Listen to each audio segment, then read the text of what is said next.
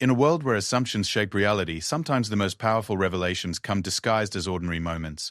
Picture this: a crowded military shooting range, the sharp crack of gunfire echoing through the air, and dozens of soldiers focused on their targets. Among them stands someone who looks like just another recruit, until a single whispered word changes everything. This is the story of Captain Sarah Mitchell, whose journey from a small-town dreamer to a decorated military officer was marked by one unforgettable moment that would define not just her career, but challenge everything those around her thought they knew about courage, identity, and what it truly means to serve your country. What happens when years of hiding in plain sight suddenly collide with a moment of truth? What happens when someone who has fought every battle twice, once against the enemy and once against the assumptions of those who should have been allies, finally gets the recognition they've earned? This is that story. A story about resilience, determination, and the power of one whispered word to change everything. Sarah Mitchell had always been different, though she spent most of her childhood trying to hide it. Growing up in the small town of Millfield, Nebraska, she learned early that being different wasn't always welcomed with open arms. Her father worked at the grain elevator, her mother taught third grade at the local elementary school, and everyone expected Sarah to follow a predictable path: graduate high school, maybe go to the community college for a year or two, find a nice local boy, and settle down to raise a family just like everyone else in town. But Sarah had other plans brewing in her mind, plans that kept her awake at night staring at the ceiling of her cramped bedroom. She had dreams that stretched far beyond the cornfields and quiet streets of Millfield. More than that, she had a secret that made those dreams feel both urgent and impossible at the same time.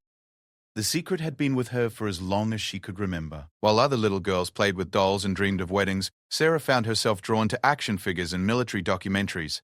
She would spend hours in the basement, practicing with her father's old hunting rifle, learning to clean and maintain it with a precision that impressed even him. When her friends talked about boys and makeup, Sarah found herself studying maps, reading about military strategy, and imagining herself in uniform. But it was more than just an interest in the military. Sarah looked in the mirror and saw someone she couldn't quite explain to the world around her. The face looking back felt wrong somehow, like she was wearing a costume that didn't fit. Her body felt like a prison, and every day required careful planning to hide the person she really was underneath.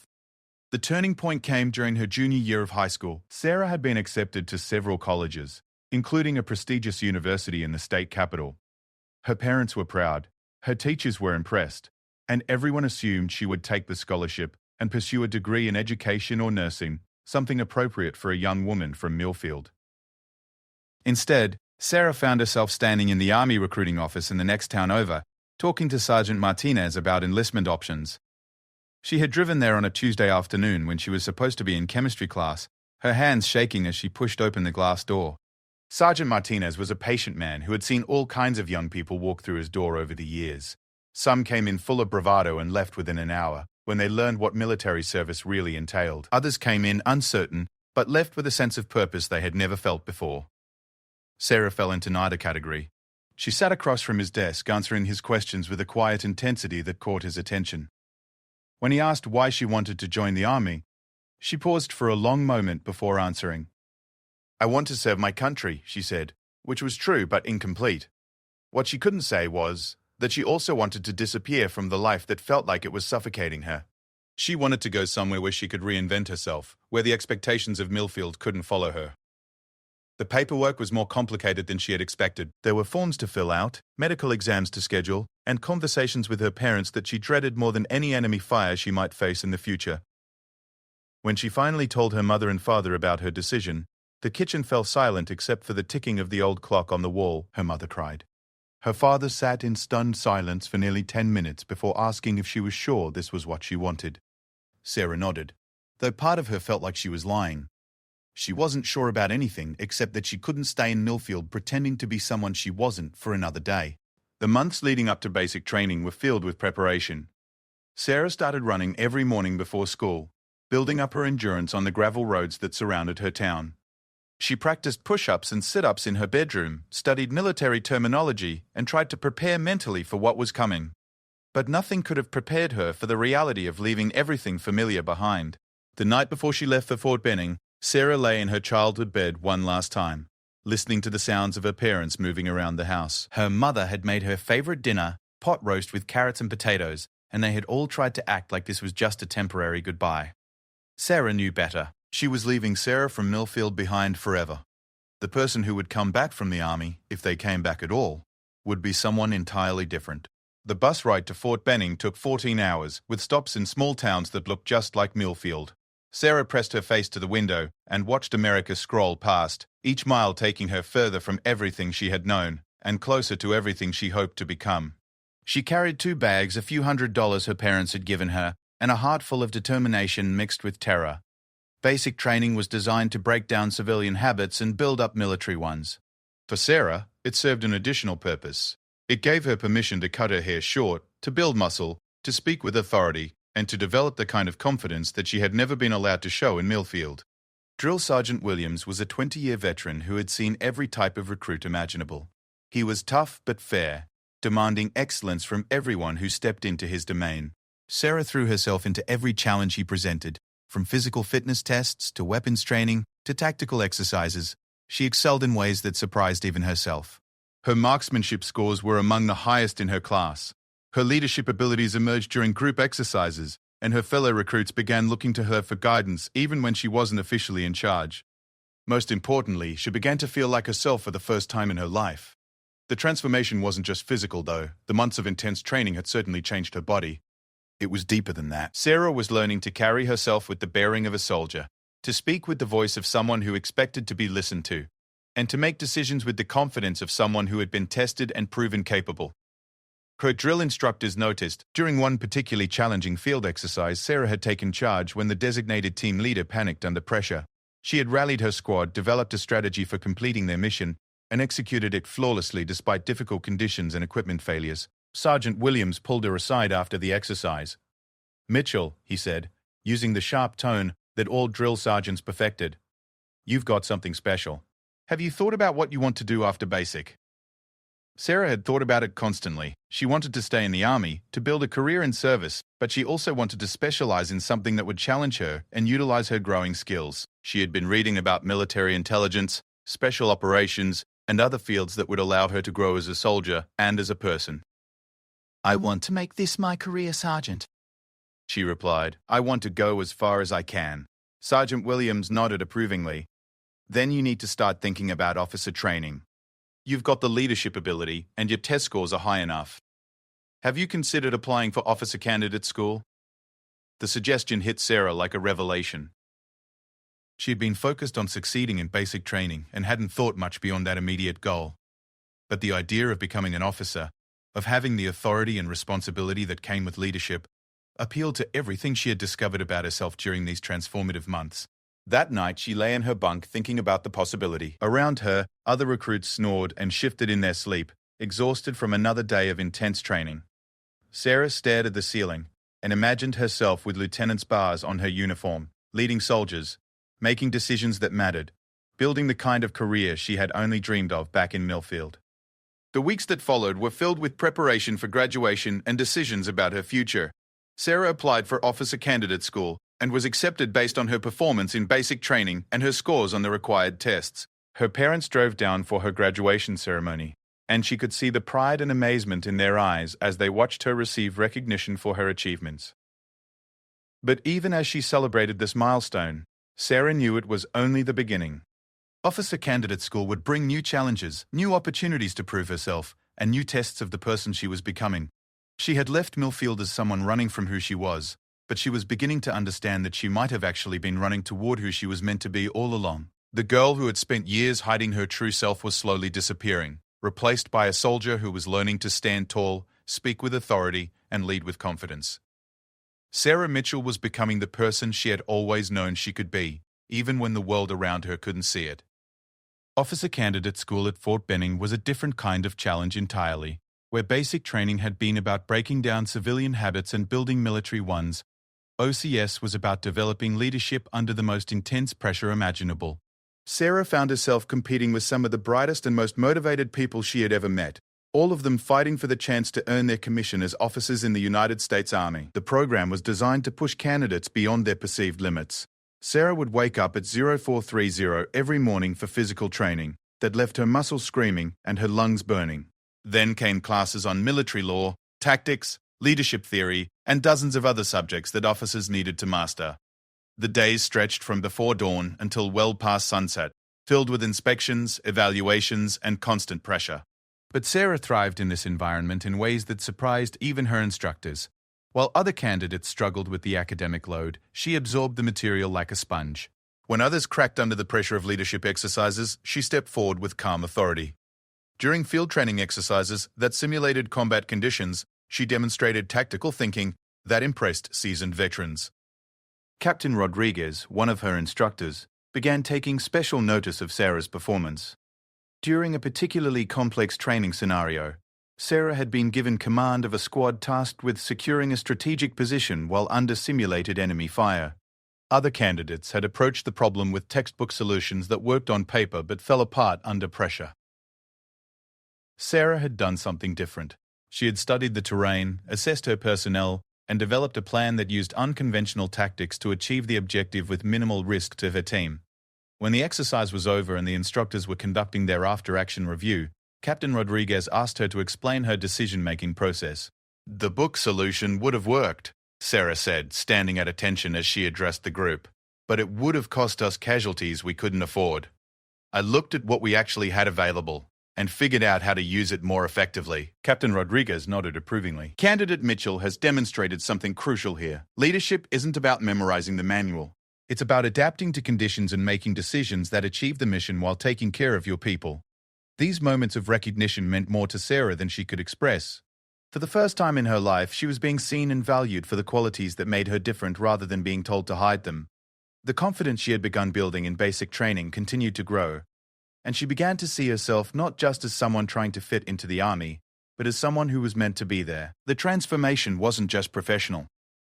Living in close quarters with other candidates, sharing the intensity of training, and building the bonds that come from facing challenges together, gave Sarah something she had never experienced before, a sense of belonging. These people saw her as a peer, a leader, and a friend. They looked to her for guidance during difficult moments and trusted her judgment in situations where mistakes could mean failure. 3 months into OCS, Sarah faced her first real test of character. During a field exercise, one of her fellow candidates, Johnson, had made a serious error in judgment that put his team at risk during a night navigation course. The mistake could have resulted in his dismissal from the program, ending his dream of becoming an officer. Johnson was struggling with the pressure of OCS, and Sarah had noticed his declining performance over the previous weeks. While other candidates saw him as competition to be eliminated, Sarah saw him as a fellow soldier who needed help. She spent her limited free time working with him on map reading, helping him develop better study habits, and building his confidence through encouragement and practical support. When Johnson's error occurred, Sarah could have remained silent and let him face the consequences alone. Instead, she approached their instructors and took partial responsibility for the incident, explaining that as an informal team leader, she should have been more aware of his struggles and provided better guidance. The instructors were impressed by her integrity and leadership instincts. Rather than punishing either candidate, they used the incident as a teaching moment about the responsibilities that come with leadership and the importance of taking care of your people. Johnson not only completed OCS, but went on to become a respected officer himself. Years later, he would credit Sarah with saving his career and teaching him what real leadership looked like. For Sarah, it was simply what felt right. She was learning that true leadership meant making decisions based on what was best for the mission and the people under your command, not what was easiest or most advantageous for yourself. Graduation from OCS was one of the proudest moments of Sarah's life. As she stood in formation waiting to receive her commission, she thought about the journey that had brought her to this point. Less than a year earlier, she had been a confused teenager in Millfield, uncertain about her future and uncomfortable with herself. Now she was about to become Second Lieutenant Sarah Mitchell, a commissioned officer in the United States Army. Her parents attended the ceremony, and she could see the mixture of pride and amazement in their faces as they watched their child pin on the gold bars of a second lieutenant. Her mother cried, just as she had when Sarah first announced her intention to join the Army, but this time the tears were clearly ones of joy and pride. After commissioning, Sarah was assigned to Fort Bragg for her first duty station. She was placed in command of a platoon in an infantry support unit, responsible for 30 soldiers and millions of dollars worth of equipment. The transition from candidate to officer was immediate and dramatic. One day she was taking orders and following instructions, and the next she was giving orders and making decisions that affected the lives and careers of the soldiers under her command. Her first few months as a platoon leader were filled with learning experiences. Leading soldiers in training was different from leading fellow candidates in OCS. These were experienced enlisted personnel, many of whom had been in the army longer than Sarah had been alive. She had to earn their respect through competence, fairness, and genuine care for their welfare. Sergeant First Class Thompson, her platoon sergeant, was a veteran of 3 deployments who had seen plenty of young officers come and go. He was initially skeptical of his new lieutenant, but Sarah's approach won him over quickly. She listened to his experience, asked for his advice on matters where she lacked knowledge, and made it clear that she valued his expertise. "Lieutenant," he said to her after her first month in command, "I've served under a lot of officers, and most of them either think they know everything or they're too afraid to make decisions. You're different. You know when to lead and when to listen." This feedback meant everything to Sarah. She was building the kind of professional relationships that would define her career, earning respect through performance rather than demanding it through rank. Her soldiers began to trust her judgment, and she began to understand the weight of responsibility that came with leadership. Her success as a platoon leader led to additional responsibilities. She was selected to attend advanced training courses, given special assignments that broadened her experience, and began to build a reputation as a competent and reliable officer. When her battalion commander needed someone to lead a complex training exercise involving multiple units, he chose Sarah. The exercise was designed to test readiness for deployment, simulating the kind of complex operations that units might face in combat zones around the world. Sarah was responsible for coordinating the activities of several platoons, managing logistics, and ensuring that training objectives were met while maintaining safety standards. The exercise lasted a week and included everything from live fire training to medical evacuation simulations to complex tactical problems that required creative solutions. Sarah approached each challenge methodically, drawing on everything she had learned in OCS and her experience as a platoon leader. When the exercise concluded, the results exceeded everyone's expectations. Not only had all training objectives been met, but several innovative solutions that Sarah had developed were adopted as standard procedures for future exercises. Her battalion commander recommended her for early promotion and suggested that she consider pursuing advanced education and specialized training.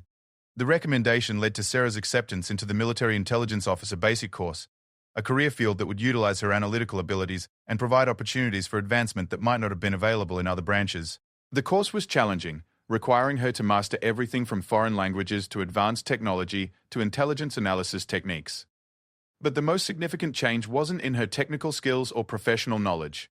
It was in her growing confidence and sense of identity. Sarah was no longer the uncertain teenager who had left Millfield trying to escape from herself.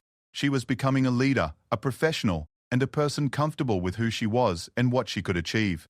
During this period of professional growth, Sarah also began to address the personal questions that had driven her to join the army in the first place.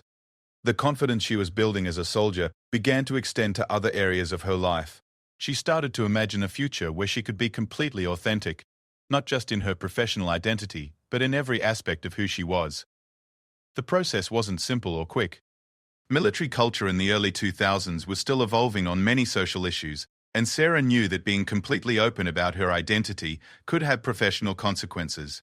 But she also knew that the skills she was developing as a leader, integrity, courage, and authenticity, would eventually require her to live according to her deepest values.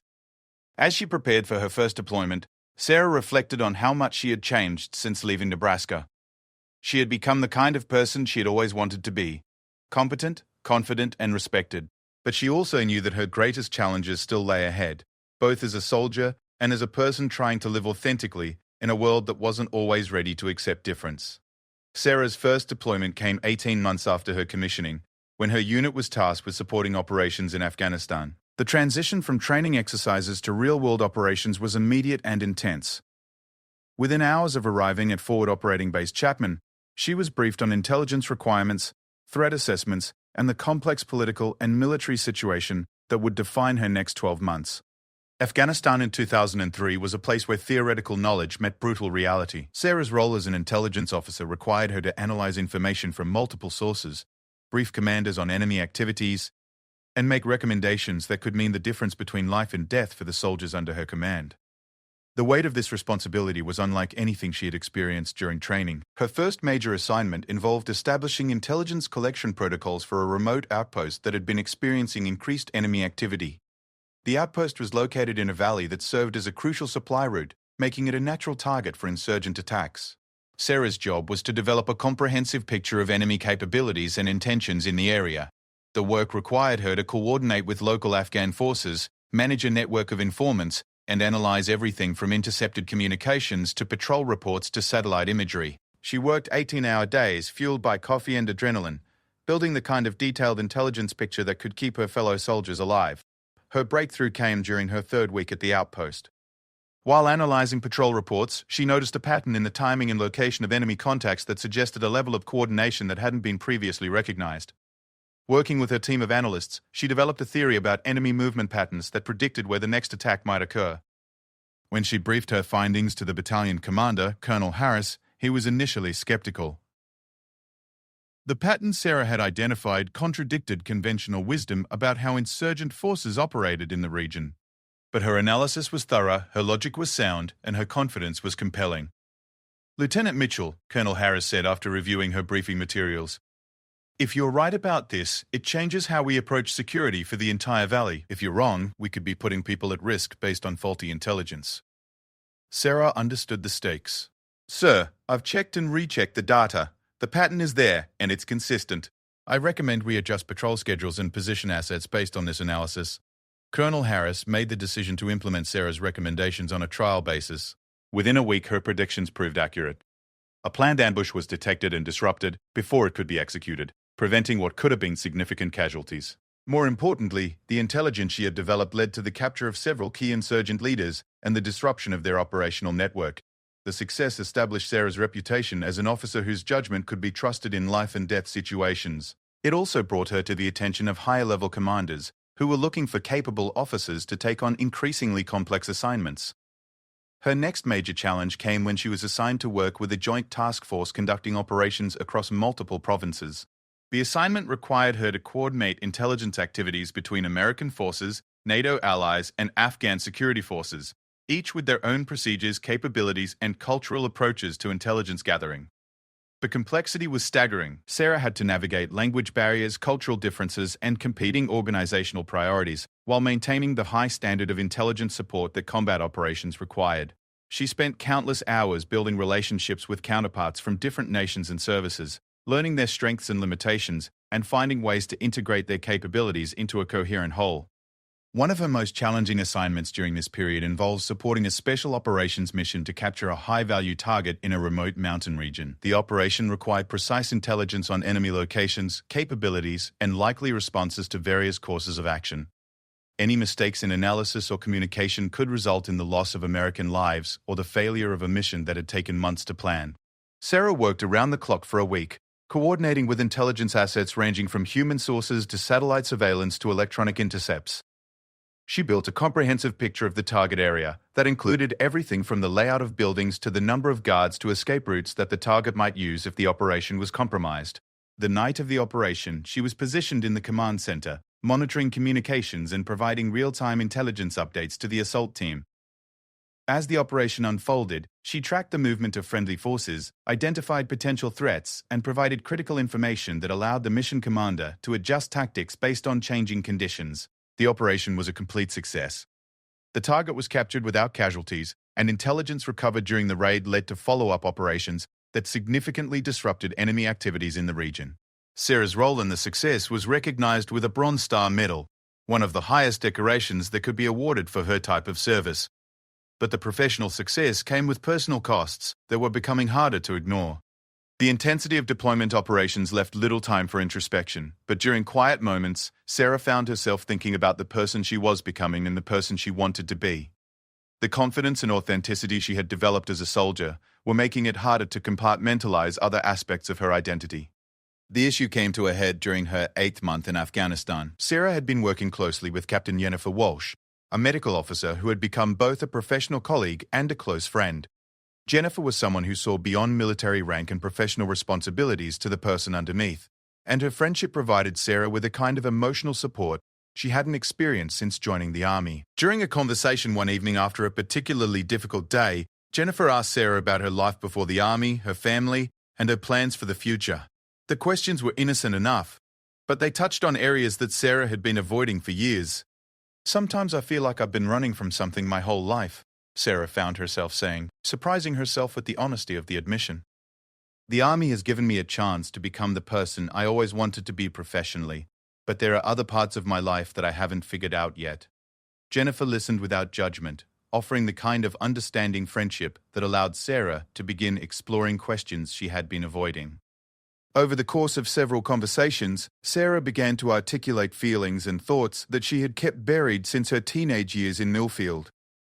The process wasn't simple or quick, and it was complicated by the environment they were operating in. Military culture in 2003 was still evolving on issues of personal identity and authenticity, and Sarah knew that being completely open about her struggles could have professional consequences. But Jennifer's friendship provided a safe space for Sarah to begin examining who she was beyond her military identity. These personal revelations occurred against the backdrop of increasingly complex military operations. Sarah was promoted to first lieutenant and given additional responsibilities that included training Afghan intelligence personnel and establishing long-term intelligence collection capabilities that would survive after American forces eventually withdrew. The training assignment required her to work directly with Afghan officers who came from a culture very different from her own. She had to find ways to communicate complex concepts across language and cultural barriers while building the trust necessary for effective intelligence sharing. The work was challenging but rewarding, and it gave Sarah another opportunity to demonstrate the leadership and cross-cultural competency that were becoming her professional hallmarks. Her success in these assignments led to recognition that extended beyond her immediate chain of command. She was selected to brief senior military leaders and civilian officials on intelligence developments in her area of operations. These briefings required her to distill complex information into clear, actionable recommendations for leaders who had to make strategic decisions affecting thousands of people. During one such briefing, Sarah found herself presenting to a group that included general officers, senior civilians from the Defense Department, and representatives from allied nations. The briefing concerned a major intelligence breakthrough that could affect operations across multiple provinces, and Sarah's analysis was crucial to understanding its implications. As she stood before this group of senior leaders, Sarah realized how far she had traveled from the uncertain teenager who had walked into that recruiting office in Nebraska. She was now a respected professional whose judgment was trusted by some of the most senior leaders in the military. More importantly, she was becoming comfortable with the authority and responsibility that came with her expertise. The deployment ended with Sarah having established herself as one of the most capable intelligence officers in her battalion. She had earned the respect of her peers, the trust of her commanders, and recognition for her contributions to mission success. But as she prepared to return to the United States, she knew that her greatest challenges still lay ahead. The person who had deployed to Afghanistan was not the same person who would be returning. Sarah had grown in confidence, competence, and self-awareness during her year in combat. She had proven herself capable of performing under the most demanding conditions and had earned the kind of professional recognition that would open doors for future advancement. But she had also begun to confront personal questions that could no longer be avoided. The authenticity and integrity that had made her successful as a soldier were beginning to demand a level of personal honesty that would require courage of a different kind than what she had shown in combat. The same person who could brief general officers and lead complex operations was going to have to find the courage to be completely honest about who she was, both with herself and with the world around her. Returning from Afghanistan was harder than Sarah had anticipated. The transition from the intense focus of combat operations to the routine of garrison duty left her feeling restless and disconnected. After months of making decisions that had immediate life-and-death consequences, the daily administrative tasks and training exercises of peacetime service felt almost meaningless. Her new assignment was at Fort Leavenworth, where she was selected to attend the Combined Arms and Services Staff School, a mid-level professional development course for rising officers. The school was designed to prepare captains for positions of increased responsibility, covering everything from advanced military planning to joint operations to strategic thinking. Sarah approached the coursework with the same intensity she had brought to every previous challenge, but she found herself struggling with questions that had nothing to do with military tactics or intelligence analysis. The personal issues she had begun to confront during her deployment were becoming harder to ignore, especially in an environment where she had time to think about something other than immediate operational requirements. The school brought together officers from across the Army and other services, creating an environment where Sarah was exposed to different perspectives and approaches to military service. Many of her classmates were dealing with their own post-deployment adjustments, and the shared experience created bonds that allowed for more personal conversations than had been possible during the intensity of combat operations. It was during one of these conversations that Sarah met Major Patricia Chen, an Air Force intelligence officer who had deployed to Iraq and was dealing with her own questions about identity and authenticity in military service. Patricia was several years older than Sarah, more experienced, and had reached a level of professional success that had given her the confidence to live more openly than many of their contemporaries. Their friendship developed gradually, built on professional respect and shared experiences that gradually deepened into personal trust. Patricia had navigated questions about identity and military service that Sarah was just beginning to confront, and her perspective provided Sarah with a roadmap for thinking about her own situation. "The hardest part isn't figuring out who you are," Patricia told Sarah during one of their long conversations. "It's figuring out how to be who you are in an institution that's still learning to accept difference. But the alternative is spending your whole career pretending to be someone you're not, and that's not sustainable." These conversations helped Sarah understand that she wasn't alone in struggling with questions of authenticity and identity in military service. Patricia introduced her to a network of officers who were dealing with similar issues, providing Sarah with role models who had found ways to be successful professionally while living authentically personally. The process of self-discovery was gradual and often difficult. Sarah had spent years building an identity as a soldier, and that identity had become central to how she understood herself. The idea of adding layers of complexity to that identity felt risky, especially in an institution where conformity and unit cohesion were highly valued.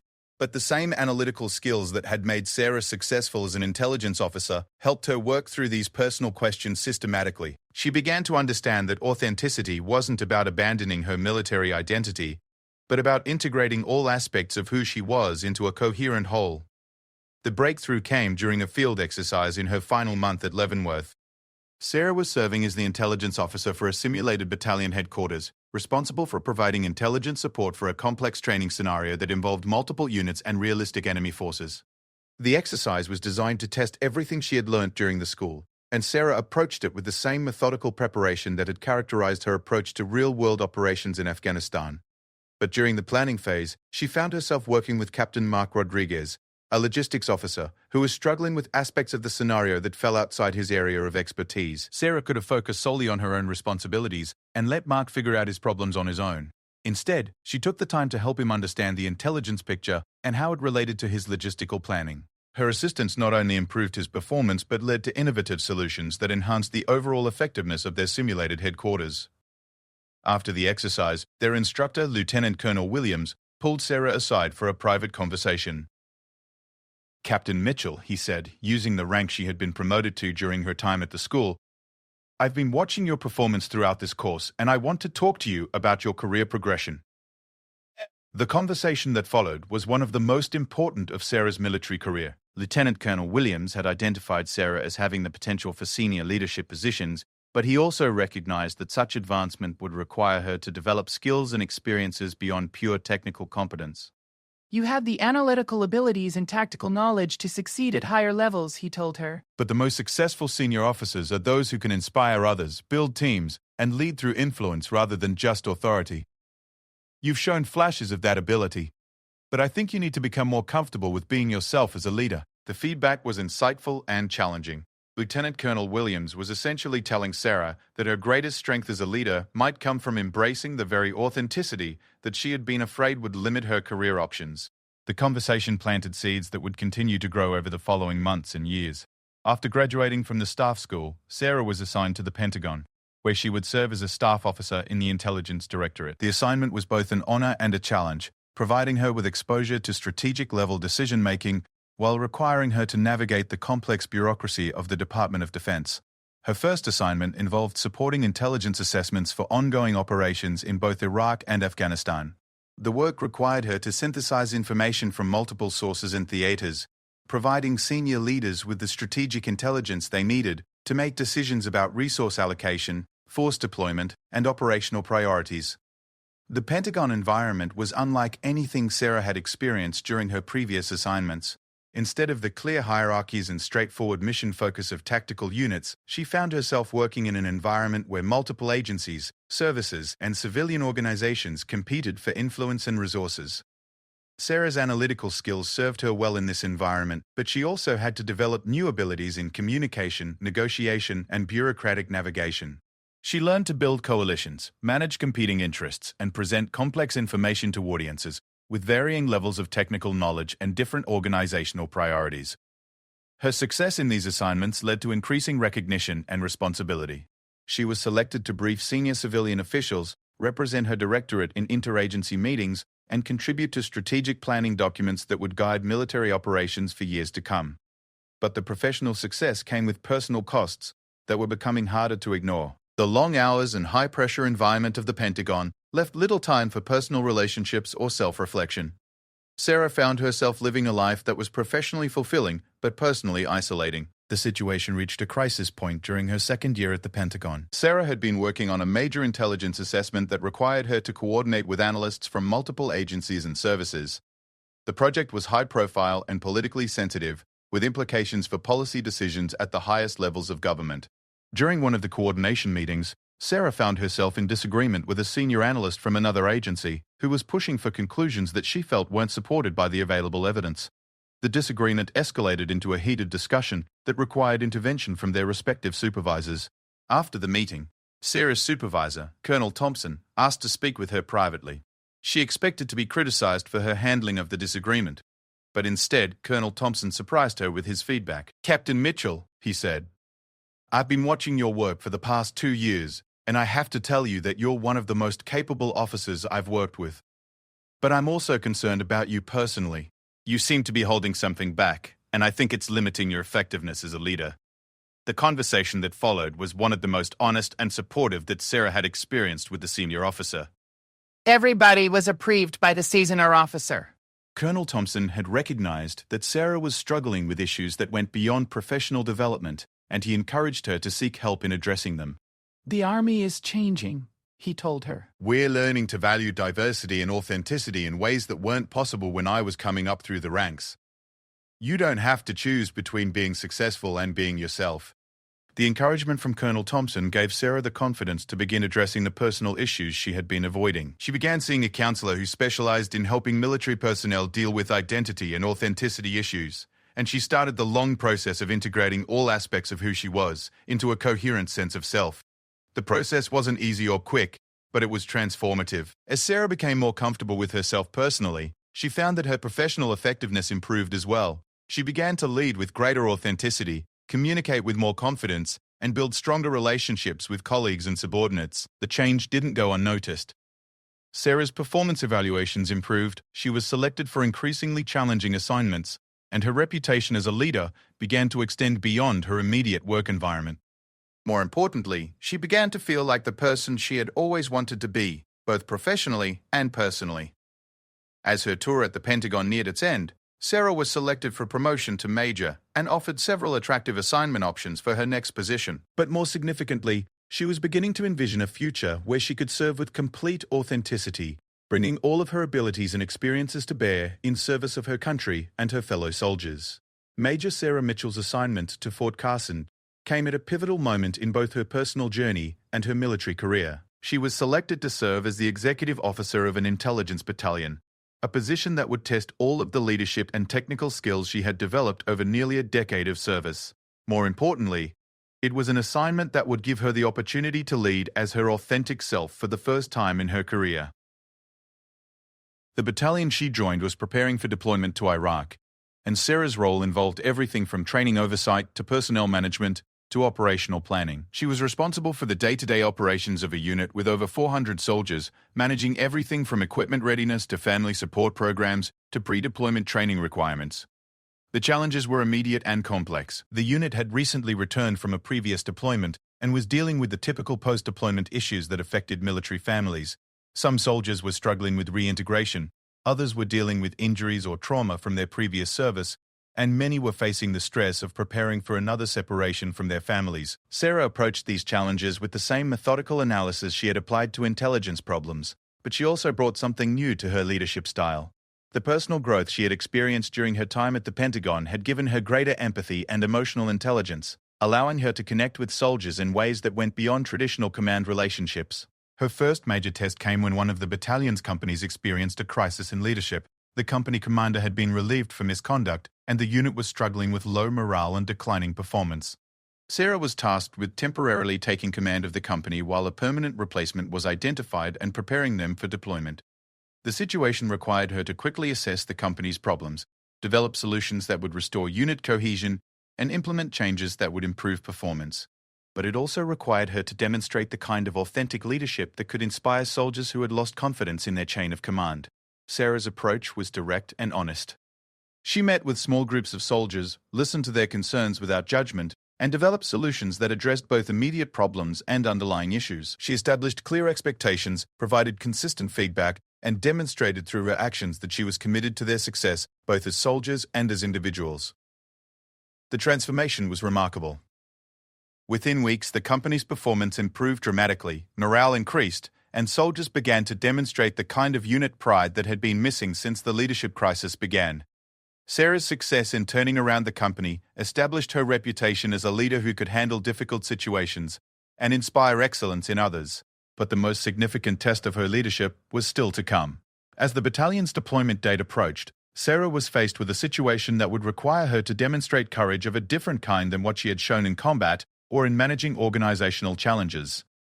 The situation began during a routine training exercise at a local firing range. The battalion was conducting annual weapons qualification, and Sarah was observing the training to ensure that standards were being maintained and that soldiers were receiving the instruction they needed to meet deployment requirements. The range was crowded with soldiers from multiple units, and Sarah found herself moving between firing points, checking on individual performance and providing guidance where needed. She was dressed in standard battle dress uniform, her hair pulled back in the regulation style that had become second nature to her over the years of military service.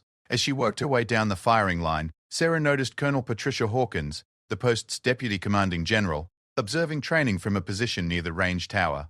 Colonel Hawkins was a legendary figure in the intelligence community, known for her strategic thinking and her commitment to developing junior officers. She was also someone Sarah had admired from a distance but had never had the opportunity to work with directly.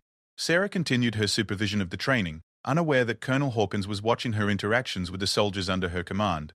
The colonel observed as Sarah corrected a young soldier's shooting stance, encouraged a nervous private who was struggling with marksmanship, and provided calm professional guidance to a sergeant who was having equipment problems. What Colonel Hawkins saw was an officer who combined technical competence with genuine care for her soldiers. Sarah's interactions demonstrated the kind of authentic leadership that the colonel had been looking for in officers, being considered for senior positions and challenging assignments. After observing for nearly an hour, Colonel Hawkins approached the area where Sarah was working. Sarah noticed the colonel's approach and immediately came to attention, as was appropriate when encountering such a senior officer. "Carry on with your training, Major," Colonel Hawkins said, but she remained in the area, continuing to observe Sarah's leadership style and her interactions with the soldiers under her command. The moment that would define Sarah's career came when she was working with a group of soldiers who were having difficulty with their weapons qualification. One young soldier, Private Martinez, was particularly struggling, and his frustration was beginning to affect the others in his group. Sarah approached the situation with patience and expertise, taking the time to diagnose the problems with Martinez's technique and providing individualized instruction that addressed his specific issues. She worked with him for nearly 20 minutes, adjusting his stance, coaching his breathing, and providing the kind of personal attention that helped him understand not just what to do, but why it was important. When Martinez finally qualified with his weapon, achieving a score that met deployment standards, the relief and pride on his face were obvious to everyone watching. Sarah congratulated him on his improvement and moved on to work with other soldiers who needed assistance.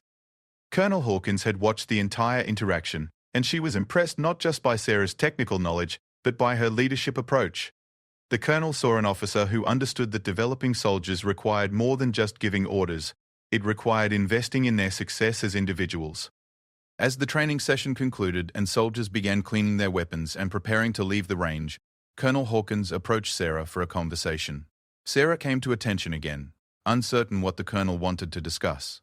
"Major Mitchell," Colonel Hawkins began, "I've been watching your work today, and I'm impressed by what I've seen. You demonstrate the kind of leadership that we need in our senior positions." Sarah thanked the colonel for the feedback, but she sensed that this was not just a casual compliment. Colonel Hawkins had something specific in mind, and her next words confirmed Sarah's instincts. "I'm looking for an officer to serve as my aide-de-camp," the colonel continued.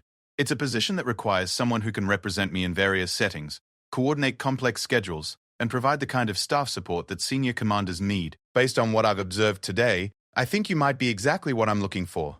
The offer was both an honor and a significant career opportunity. Serving as aide-de-camp to a general officer was a position that provided unparalleled exposure to senior-level decision-making and was often a stepping stone to future command positions. But it also meant that Sarah would be representing Colonel Hawkins in a wide variety of official and social settings. "I'm honored by the offer, Colonel," Sarah replied. "But I should mention that there are aspects of my personal life that might not fit with traditional expectations for such a position." Colonel Hawkins studied Sarah's face for a moment, and then something remarkable happened. Instead of asking for clarification or expressing concern about Sarah's vague reference to personal complications, the colonel smiled. "Major Mitchell," she said, "the Army is changing, and it's about time. What I need is an officer with integrity, competence, and the courage to be authentic. If you're worried about whether you'll be accepted for who you are, let me be clear. I'm more interested in your qualifications than in your conformity to outdated expectations." The conversation that followed was unlike any that Sarah had experienced during her military career. Colonel Hawkins spoke about the importance of authenticity in leadership, the value of diversity in military service, and her commitment to creating an environment where officers could serve effectively regardless of their personal circumstances. "The military is strongest when it includes people from all backgrounds and perspectives," the colonel explained. "We need leaders who can connect with soldiers from every part of American society, and that requires us to value authenticity rather than conformity." Sarah accepted the position, and the months that followed were transformative both professionally and personally. Working as Colonel Hawkins' aide-de-camp provided her with exposure to strategic-level decision-making and allowed her to observe senior leadership in action. But more importantly, it gave her the opportunity to serve with complete authenticity for the first time in her career. The transition wasn't without challenges. There were social situations where Sarah's presence challenged traditional expectations, professional settings where her authenticity required explanation, and moments when her courage was tested by the reactions of others. But Colonel Hawkins' support never wavered, and Sarah's competence in the position quickly established her credibility with even the most traditional officers. The defining moment came during a visit by senior Pentagon officials to discuss force structure changes that would affect installations throughout the region. Sarah was responsible for coordinating the visit, managing the schedule, and providing staff support for the high-level meetings that would determine the future of thousands of military jobs. The morning of the most important briefing, Sarah was making final preparations when Colonel Hawkins approached her with an unexpected request. One of the visiting officials had specifically asked to meet the aide-de-camp who had coordinated such a flawless visit, and the colonel wanted Sarah to join her for the final briefing. As they entered the conference room filled with general officers and senior civilians, Sarah felt the familiar mixture of nerves and confidence that had characterized every major challenge of her career. But this time was different. This time, she was walking in as exactly who she was, with no pretense or hiding. The briefing went perfectly. Sarah's preparation was evident in every aspect of the presentation, and her professionalism impressed everyone in the room. When the visiting general thanked Colonel Hawkins for the excellent support his team had received, he specifically mentioned the exceptional competence of her aide-de-camp. After the meeting concluded and the visitors had departed, Colonel Hawkins and Sarah were alone in the conference room. The colonel looked at Sarah with obvious pride and satisfaction. "Major Mitchell," she said quietly, "I want you to know that you represent the future of military leadership. You've shown that excellence and authenticity aren't contradictory, they're complementary." Then came the moment that Sarah would remember for the rest of her career. Colonel Hawkins straightened to attention and offered Sarah a crisp military salute. "Sir," she said with obvious respect and admiration. The word hung in the air between them, carrying weight that went far beyond military courtesy. In that single word, Colonel Hawkins was acknowledging not just Sarah's rank and position, but her identity, her journey, and her place in the military family. Sarah returned the salute with tears in her eyes, understanding that this moment represented the culmination of a journey that had begun years earlier in a small Nebraska town. She had become the person she had always known she could be, earning respect through competence, courage, and authenticity. The young person who had walked into that recruiting office running from herself had become Major Sarah Mitchell, a respected officer who was finally able to serve her country with complete authenticity. The whispered "sir" from Colonel Hawkins wasn't just recognition of her military rank, it was acknowledgement of her identity and validation of her place in the institution she had served with such distinction. From that moment forward, Sarah's career trajectory was clear. She would continue to advance through the ranks, eventually commanding units and serving in positions of significant responsibility. But more importantly, she would serve as a role model for other service members who were struggling to reconcile their authentic selves With their military service, the range that had seemed like just another training exercise had become the place where Sarah's journey toward authenticity reached its most meaningful milestone. She was no longer just another face in the crowd, she was Major Sarah Mitchell, and she had finally earned the right to be called exactly what she was, Sir.